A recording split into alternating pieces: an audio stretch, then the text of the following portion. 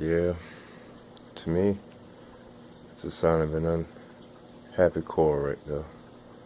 So I'm gonna be pulling it out, giving it a bacteria dip, see what happens.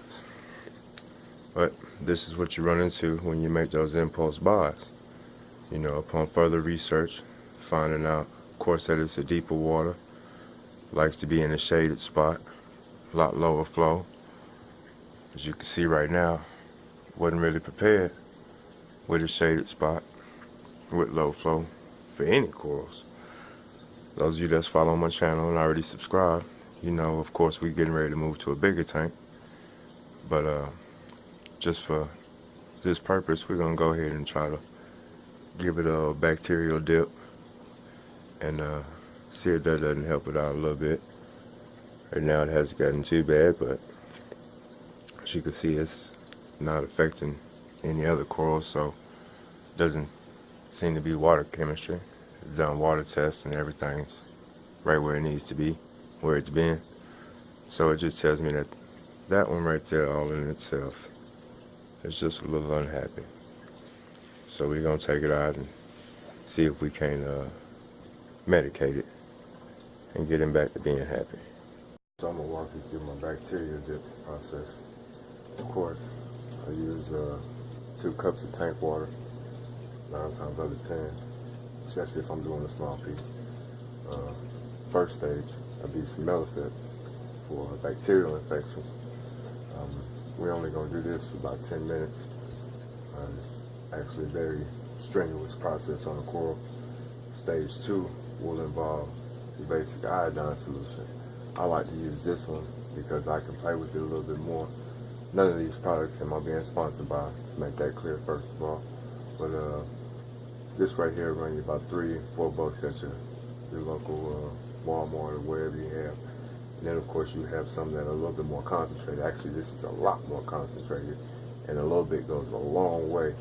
But as you can see here, of course, you're gonna pay a little bit more for it.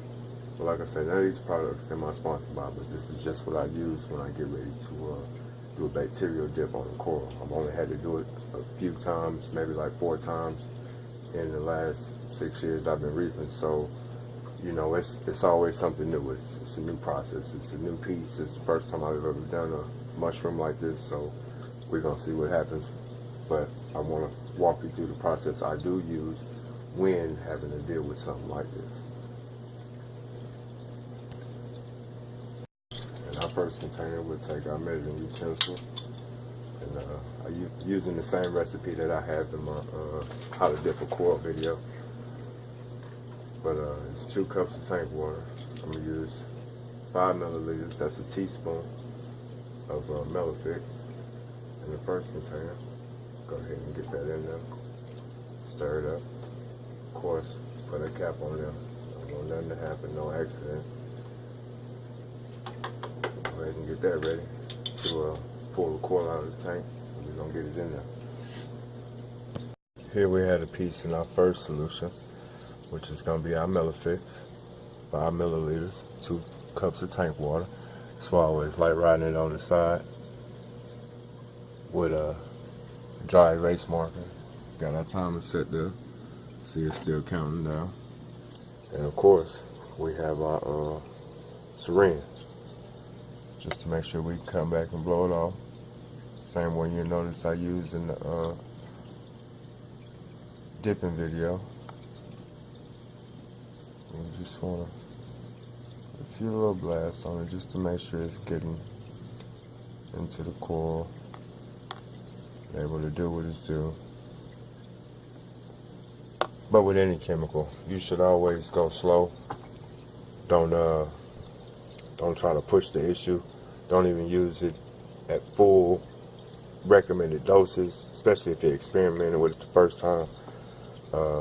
I finally found a regimen that worked for me. I still haven't gotten, I guess, to the full maximum dosage of it, but I always read your instructions. You know, that's what happens when you're researching, you're learning, you're finding out what works for you. You know, it may work for somebody else a different way, but this is what's worked for me. So I'm just giving you what I've learned and trying to help a coral get better. right here too while we're waiting on the first stage. This second stage here, I really don't have a recipe for. The way I learned it was, the more severe the problem, the darker you make your solution. Anywhere from light to dark, no really just, I guess, measuring device. I just add a little bit,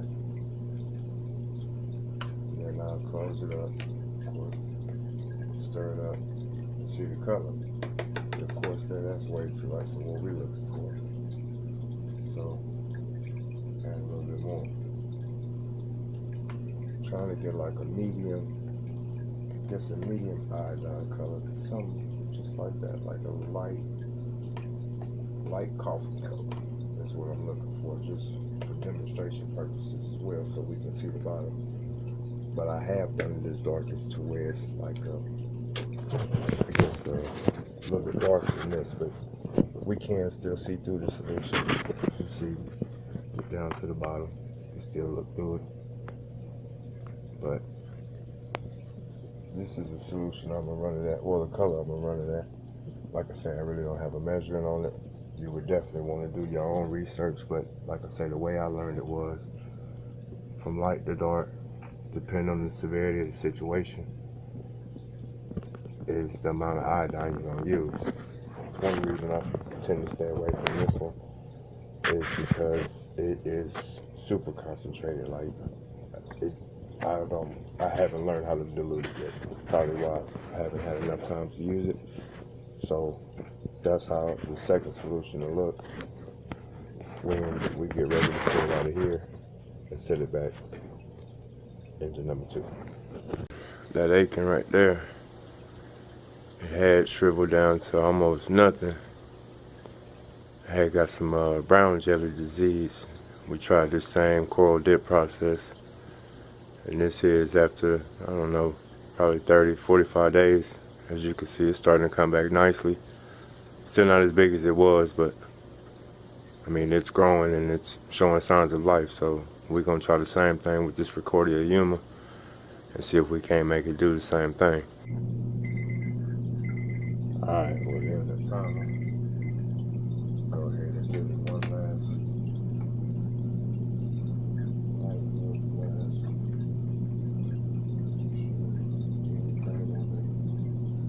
Connected or attached.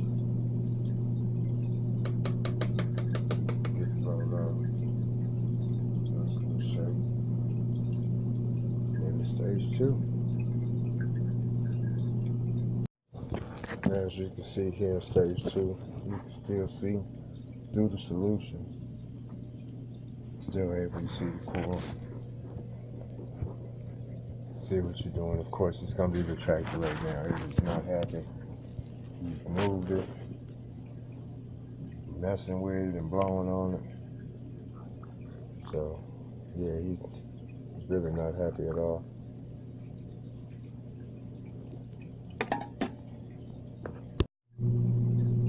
Well, here we are in the final stages of stage 2. A couple more light little blasts.